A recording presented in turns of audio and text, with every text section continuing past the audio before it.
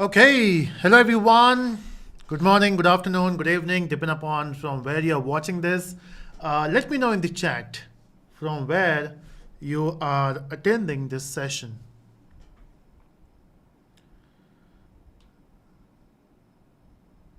Yes, I'm back after a long time. So this is our fourth session, right? The last session will be happening tomorrow, or we'll do it on Sunday. Let's see.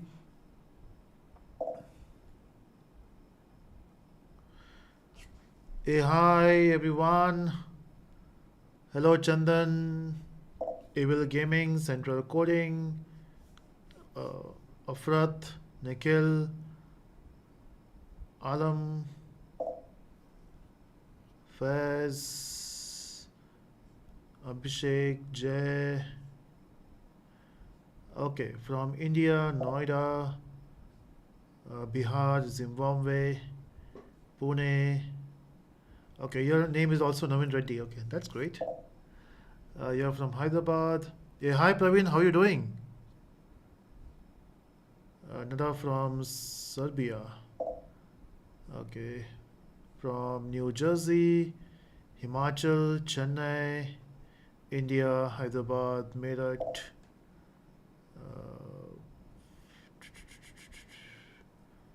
Yeah, there is a plan to also go with the backend fund food.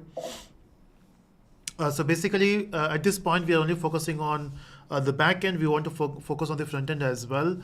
Uh, and basically, we can launch a free, full stack development course. So that's the plan.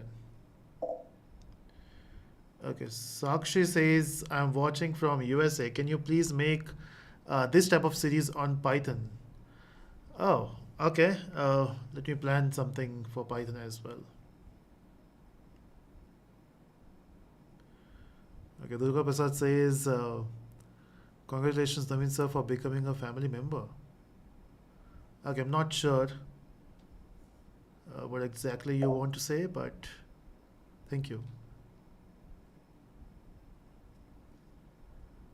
Great. Okay, so on that note, let's get started. So basically, till this point, this is our fourth session. Till this point, we have talked about what kind of application we are building. We have done with few layers, and basically we have done with the controller layer.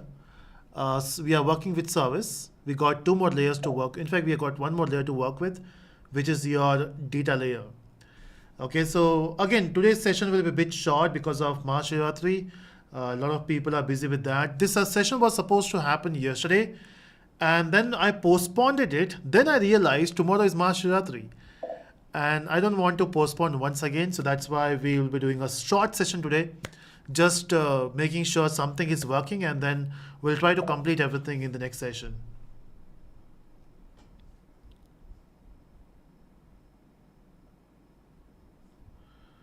Cool.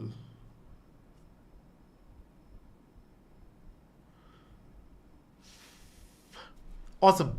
So before we start, hit that like button so that I will know that you're enjoying this type of live sessions. You're doing that in the comments, but also in the likes.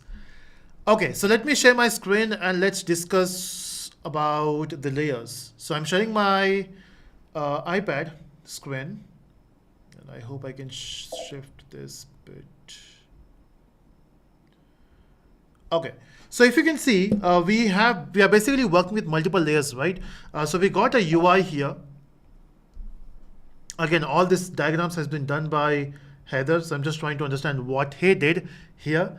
So basically, we have a UI layer here, which is your React, and then a React is sending a request to the server. Now, this entire stuff here is our backend service, right? And you can build these layers here with the help of Java code. This is done with the help of JavaScript, and that's your database. So this is your DB, and this can be done in whatever DB you like. It can be H2, MySQL, Postgres, Oracle. You say what you want to use. You can use it for database. In fact, you can also use the NoSQL databases here, maybe MongoDB or Cassandra. That's your choice, right? But again, as I mentioned, our focus is this now.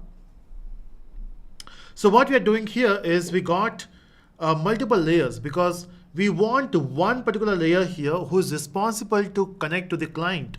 What a client is requesting for, what you want to respond to the client. We got a second layer where you actually do any kind of processing if you want to do. Example, let's say if a client says hi, you just want to respond hello, then that can be done with the help of controller. But what if you want to do something else? What if you want to add two numbers? In that case, controller will say, hey, that's not my job. My job is just to add two numbers, or my job is to accept and respond, but your job is to add two numbers. So service layer is responsible here to do any processing part, adding two numbers or finding the best stock to invest or buying or searching something on the e-commerce website. All this thing will be done on the service layer. But then service says I can do all those stuff provided you give me data, because I'm not responsible to get the data from database, because most of the application you store your data in database, right? And that will be stored somewhere here. Now, as I mentioned before, this can be anything. It can be H2 database, it can be MySQL, Postgres, and service has no idea how this layer, how do you connect with this layer? And that's where we have to use one more layer here, which is DAO layer, or you can say a persistent layer, or you can say, what extra layer we say, repository layer. So we have different names for it. So that's your layer here. And then, of course, with that, you can connect with database. But if you look at the code which we have written, let me just go through the code once. And to be honest, I have not seen the videos or live when Heather was taking a session. I was traveling. I just saw the code half an hour back, and then it is making sense because I have worked on Java a lot. Plus, Java is easy to read, right? And that's why if you look at the code, you understand what's happening on each layer. Let me just put that here. Okay. So if you see, we have a controller here, and then we are mentioning this is a REST controller, which means you have to basically send a REST. I mean, you have to send a request through REST, and then the response will be in terms of data. It can be JSON or XML. So we got a layer here, and then in this, we are basically using a service layer to perform the operations. But again, accepting the request, responding to the client is a job of a controller. And that's what is happening here. See, basically when you talk about operations, there's something called CRUD, which is create, read, update, and delete. So here, whenever we talk about any management system or even e-commerce or social media, it's all about updating something, it's all about creating something, reading something. So here, we are using a post mapping for create request. So what if you want to create a new student or register a new student? In that case, I mean, register a good word, right? Instead of saying create, that sounds so weird. But yeah, so we got register student. You can send this data from the client. It can be with the help of mobile application or React code in the front end. But you are sending a request with data. And that data we are basically storing in the database. I mean, that's what we are expecting here. Is it happening? Of course not. We have not done with the data layer now. Then we got get all students, which is basically get you all the students. This is a get request. What if you want to fetch one student? In that case, we got this particular URL here, and this is the ID. What if you want to delete a student? We got a URL, and we don't have it for update. Is it? Okay, we don't have it for update, but that's fine. We can have it another method for the update. Now, since we are sending all this request, the request goes to the next layer. The next layer is your service layer. In the service layer, we are defining only two methods. So let's say in this particular session, let's focus only on these two methods. Later on, we'll try to expand this with more methods. Yeah, at this point, let's only focus on these two. These are the interface, right? This is the interface here. And the implementation is happening here. So here what we are doing is we got two methods, but then we are expecting that when you say save student, it should be saved in database, but that's not happening. We are just returning the data which we got here. and we are saying get all students, but again, that is something we are returning empty data. Okay. Okay, it's time now to have this data. Okay, so how do we do that? Okay, so the first question is, of course, we can have layers here. In fact, let me just do that. So what I will do is I will just create a class or a package first of all, and we'll name this package as DAO. Just a second, everyone.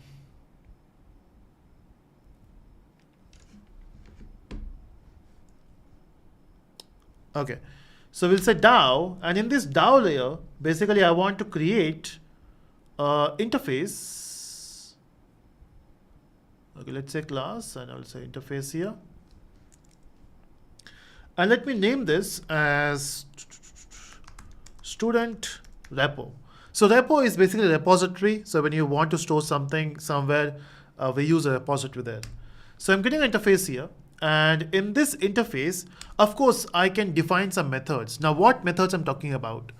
So let's say I want to, okay, let's say I'm not mentioning any method here. Okay, let's keep it blank and let's fill this later. Okay, and of course, when you declare methods here, we have to also create a class which will implement this particular repo, and we have to define all the methods there. Okay, that's a later job. But then I want to store this data in database, and unfortunately we don't have any database here. Of course, in your machine you can have external database. Example, in this machine I do have Postgres. So if I say so if I say PG admin, this is a software for Postgres, and I can actually have database there. But then I also want to share this code with you people. So if I have it in my machine as a PG admin, then you have to install Postgres, you have to do all the setup. Let's not do that. Let me use a in-memory database, which will be created in your machine automatically once you run this code. And the way you can do that is, first of all, you have to add some dependencies. Every time you want to have some new features or new feature from Spring, you have to basically use a dependency. Now, in this case, if you go to pom.xml, you can see we have different dependencies here. We got Spring Startup Web, then we got, okay, for a second I got scared. I don't know, the screen went blank. It's because the PG admin was opening. Let me close it. We don't need that.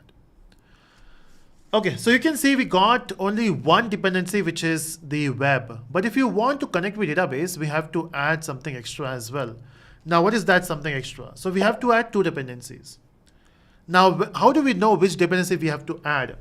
Now, if you remember, when we were working with this particular website for creating our project, we have added some details here, right? And then we were adding some dependency.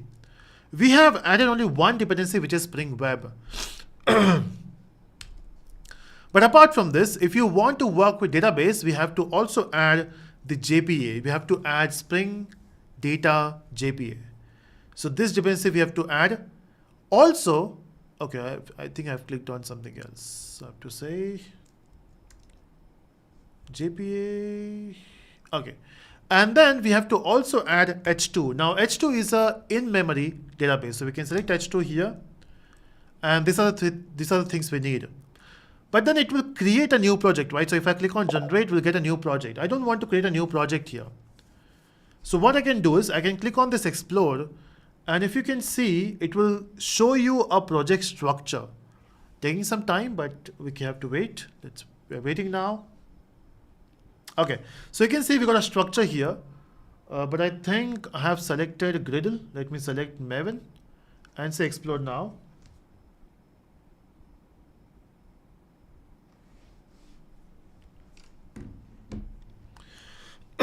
Okay, so you can see we got two more dependencies this time. We got data JPA. So this is the thing I need. And I need H2. I don't need that particular startup web in between, but that's fine. I can just delete that once I paste in the IDE. So I will paste it here. But if you can see now, this is 2 times. So I can just get rid of this here. Okay, and once you have done that, we have to just reload the Maven dependency. I can see some problem with the data JPA here. It might be a version issue. Okay, gone.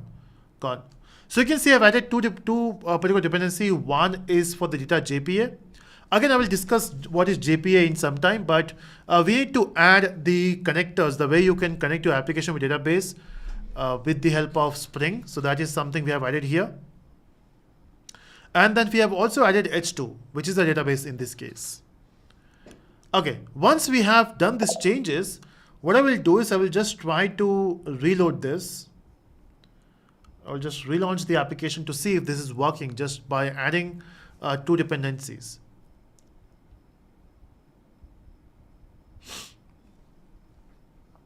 Okay, it says Tomcat started, that's great. Let me just verify that with the help of my browser. The port number which Heather was using was 8181. Maybe I have defined it, I don't remember now. Doesn't matter, I will say localhost :8181, enter. Okay, we got a page, but this could be because of the URL. I will say /students. Okay, what's the URL? Did I forget the URL? Let me go to the controller. The URL is students, but capital S. Okay, but it should not be case sensitive.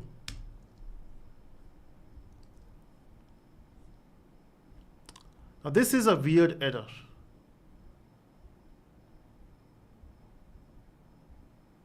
Oh, it is API /. So it is API / enter, and you can see we got empty records. Okay, so at least something is working. But then I don't want this to come from, I don't want this to be empty. I want it to come from database. So what I will do is, thank you so much, Tawfiq, is it? Yeah.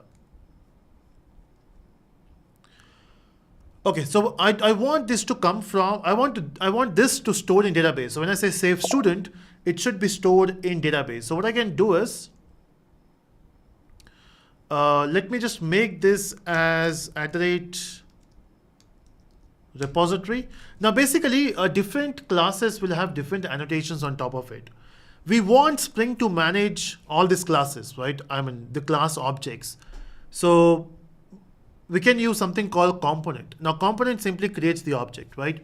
But if we talk about service basically mention that this is a component with extra layer, with extra features. Same goes for repository. If you're creating a repository, just say @repository on top of it for any DAO, any repository. Additionally, what I will do is I will also implement, now since we have added JPA, I can simply say implements JPA repository, in which I'll mention the class first. Is that the other 2 parameters?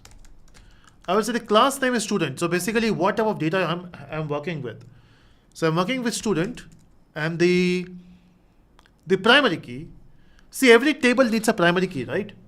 So if you go back to student here, you can see we have different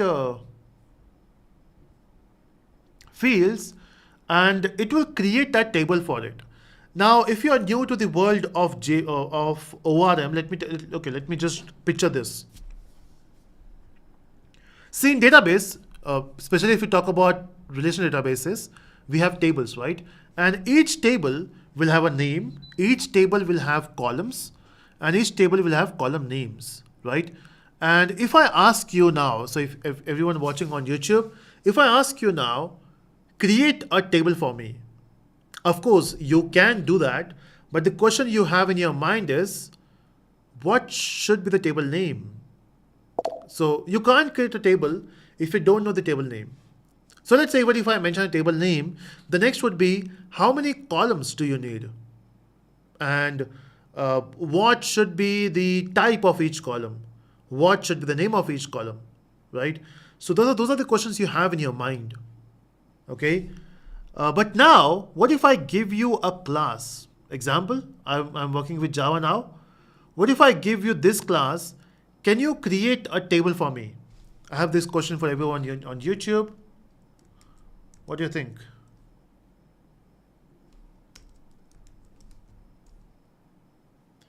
If I give you this class, can you create a table for me?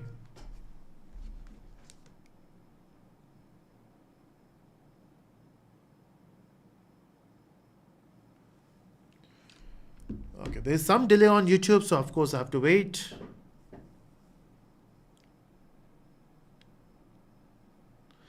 I'm still waiting. Okay, Tawfiq says yes, it's possible. So we can create a table if I give you a class. So the question is, what should be the table name? The table name will be same as your class name, right? What will be your number of columns? The number of columns is dependent upon the number of fields in a class, right? And what should be the name of a column? That is your name of your fields, right? What should be the type of each column? Now that is something you have mentioned here. So you can create a table if I give you the class. In the same way, if you look at our code, we don't have a table, right? But I'm expecting that the table will be created automatically in database. I know that sounds like a magic, right? But I will show you. So first of all, I'm mentioning two things here, the class name and the type integer. I think it's not able to find the class. Package import, done.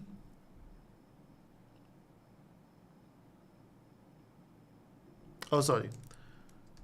It should not be implement, it should be extend. Okay, so that's the thing I'm doing here, right? Now the question is, if I go back to my service implementation, and if I create an object of this student repo, okay, of course, right? If from my service, if I want to get object of student repo, I need to have that particular field here. So it's a private student repo. I will say repo. And then I want the object to be created here. So I can simply say auto-wired. Okay. Now once I got the repo, so whatever I have here, I don't have a methods yet, but let's see what happens. If I go back here, I got the object and I want to store this in database. So I will just come back here and say repo. And when I say dot, it should not give you any method, right? But see what happens. When I say dot save, there's a method, not just save. When I say dot, it has multiple methods. We got save, we got count, we got delete, we got find all. So you can see we got so many methods. Now question arises from where you're getting these methods. And that's where there's a beauty of JPA repository. Now, when I mentioned that from your class, we should be able to create a table, that means we are trying to provide a mapping between the Java classes and the tables. And this concept is called ORM, which stands for Object Relational Mapping. So basically, we are mapping our classes and tables. Okay. And the way you implement the ORM in Java is with the help of JPA. Now JPA is a standards which stands for Java Persistent API, and behind the scene it uses Hibernate, at least in this scenario. And that's why if you expand this external libraries, you should be able to find Hibernate somewhere. Yeah, if you can see, we got Hibernate here. Okay, I don't know how many of you heard about Hibernate before, but the feature I'm talking about where you can directly work with the Java objects with database, and that's your ORM. And the implementation for the ORM is Hibernate. Okay, so I'm not defining any methods here, it's just declaration. In fact, in the JPA repository as well, when you go here, you will find all declaration. There's no definition here, right? So it should not work. But let's see. I will go back here, say repo.save. I'm going to save this student. No problem. And now, let me just try to restart the application and let's see what happens.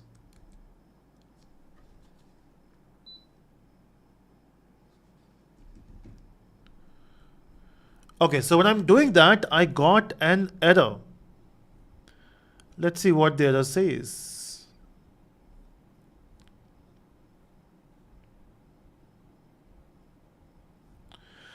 Okay, it says error creating a bean with student controller. Reason being it is dependent on service and service is dependent upon repo. And the complaint we have here is not a managed type class which is student.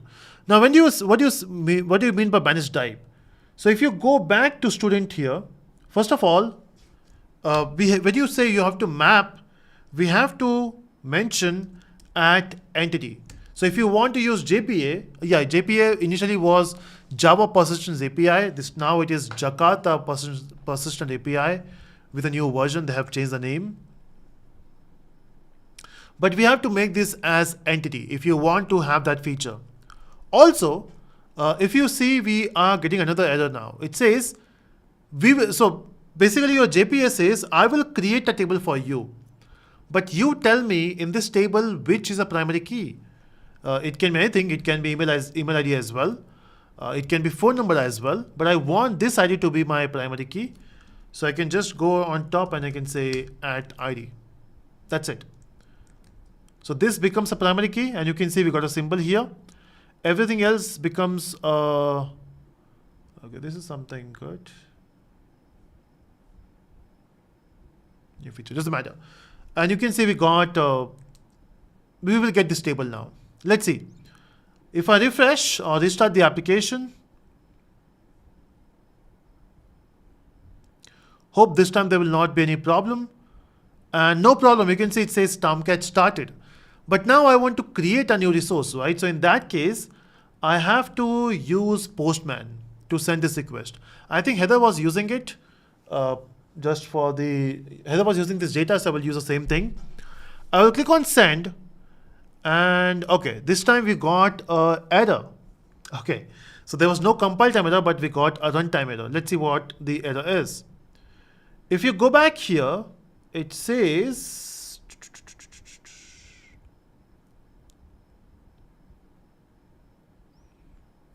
okay, we are basically not sending the ID, is it? Yeah, we're not sending ID, so let's send the ID first. So ID colon, I will say 101. Maybe that's the issue. So I was still running. I will just say, just clear this, clear all, send. Okay, we got the response, but is it stored? Is it stored? How will we know that it is stored? What we can do is we can go to the browser, refresh. No, it is, we are returning the empty list, right? So I have to make the changes there as well. So what I will do is I will just go back here. I'm not sure, okay? I don't know if it is stored or not. I'm just assuming it is done because we have not seen any error. But the way you can verify that is when you fetch the same data. So I will say repo dot, there's a method called find all. And if you can see what find all returns the list of student. I will say enter, and everything looks like magic now, if it worked. So let's restart.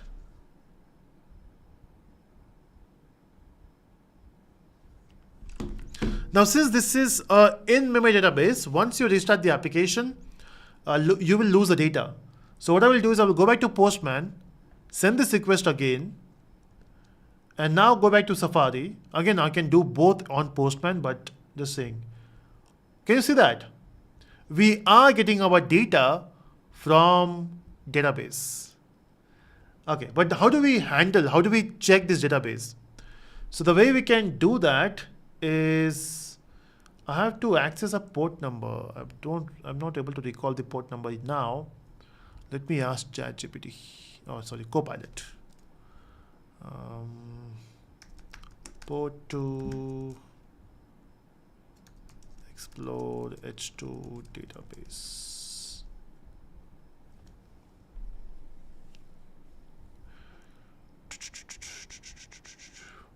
It's taking a lot of time. It's showing something different. No, I don't want all the steps. I just want to see. Okay, so we have to first enable the console. All right, this is one thing I have to do.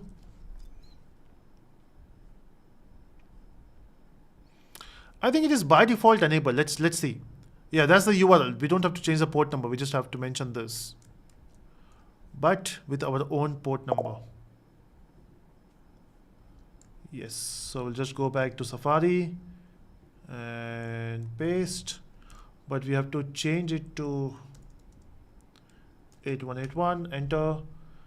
No, I think we have to, is it H2 console? Looks like yes. Yeah. But I think I have to enable the H2 console. So we have to copy this, paste that in application properties. Looks good. Let's restart the application.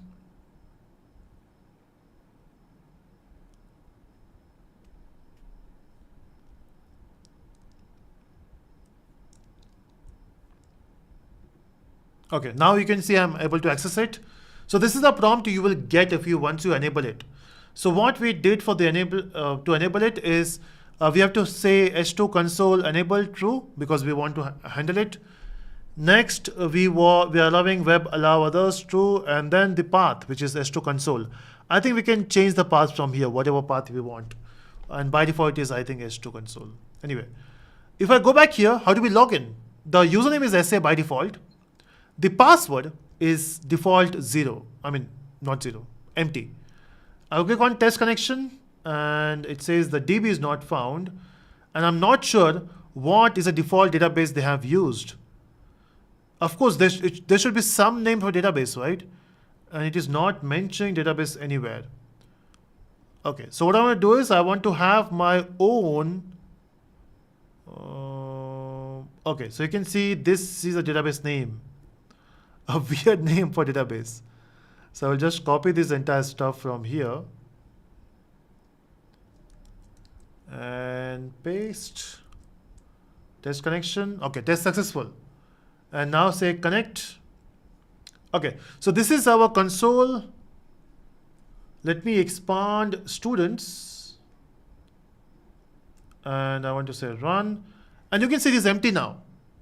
At least we got a table created. Okay, we have not created this table by ourselves. There's no SQL query anywhere.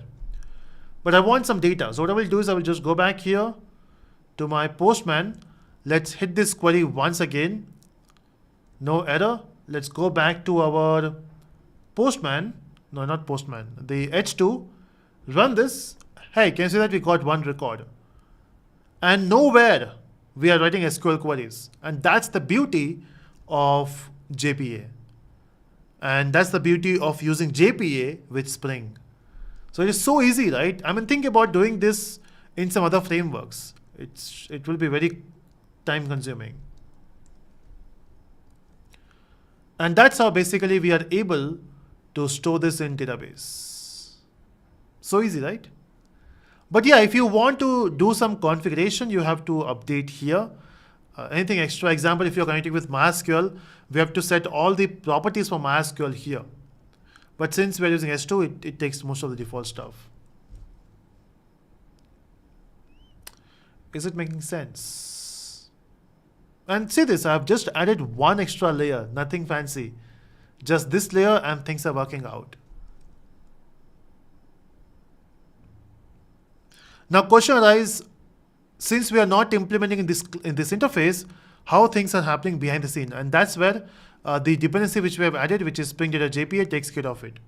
So behind the scene, it will create classes for you with all those basic operations, and you're good to go.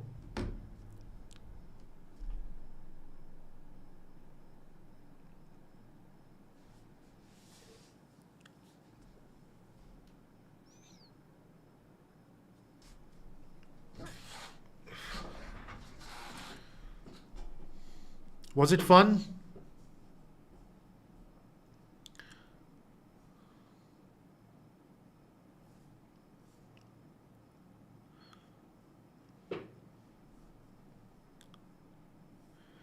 Yeah, that's the update. I will share this code with you in the description.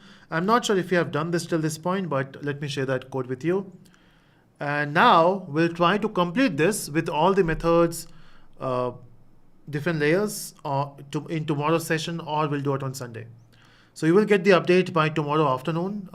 Do we have a session tomorrow or day after?